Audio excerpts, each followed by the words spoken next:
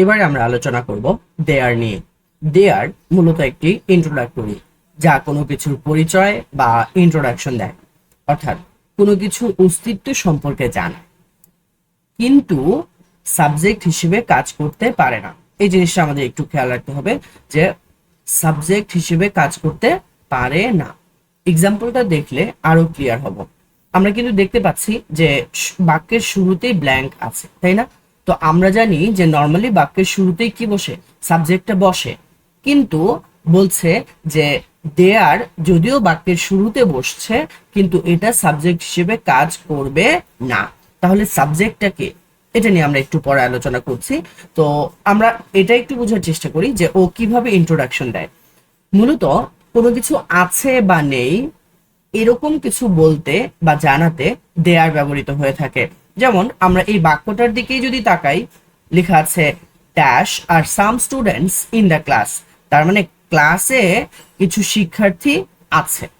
তার মানে ক্লাসে শিক্ষার্থী থাকার বিষয়টি এই বাক্য দ্বারা আমরা বুঝতে পারছি।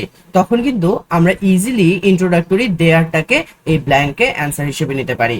সেক্ষেত্রে আমাদের বাক্যটা দাঁড়াচ্ছে there are some students in the class. আমরা আরো একটা এক্সাম্পল যদি দেখি, once upon a time dash lived a wise king. এখানেও আমরা দেখতে পাচ্ছি যে একদা এক সময় ছিল dash lived a wise king. তার মানে এখানে একজন জ্ঞানী রাজা বসবাস করতেন। তার মানে একজন জ্ঞানী রাজা বসবাস করতেন, তার থাকার বা তার অস্তিত্বের এই বিষয়টা কিন্তু এই বাক্য দিয়ে বোঝানোর চেষ্টা করা হয়েছে।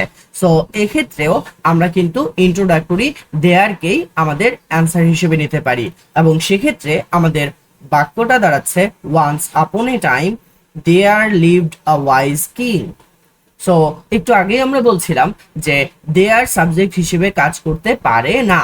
তাহলে দেয়ার যদি সাবজেক্ট হিসেবে কাজ করতে না পারে, এই বাক্যগুলোতে সাবজেক্টটাকে আমরা মনে রাখবো যে ইন্ট্রোডাক্টরি দেয়ার দিয়ে যখন বাক্য শুরু হবে, তখন ভার্বের পরে যে নাউন বা প্রোনাউনটা থাকবে, এই নাউন বা প্রোনাউনটাই হবে সাবজেক্ট, এবং এটার উপর ভিত্তি করে ভার্ব লেখা হয়।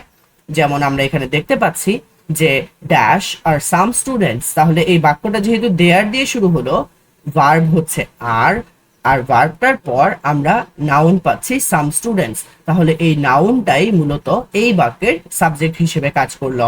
সাম স্টুডেন্টস প্লুরাল, তাই আমরা কিন্তু বি ভার্বটা দেখতে পাচ্ছি আর। আমরা যদি বলি দেয়ার ড্যাশ আ বয়, সেক্ষেত্রে দেয়ার দিয়ে শুরু হওয়া বাক্যটার ভার্বটা বসবে ভার্বের পরের নাউনের উপর ভিত্তি করে। তাহলে ভার্বের পরের নাউনটা এখানে কে, এ বয়। তাহলে এ বয়ের জন্য আমি বি ভার্বটা কি আনবো, ইজ আনতে পারি। There is a boy. So আশা করি আমরা সবাই ক্লিয়ারলি বিষয়টি বুঝতে পেরেছি।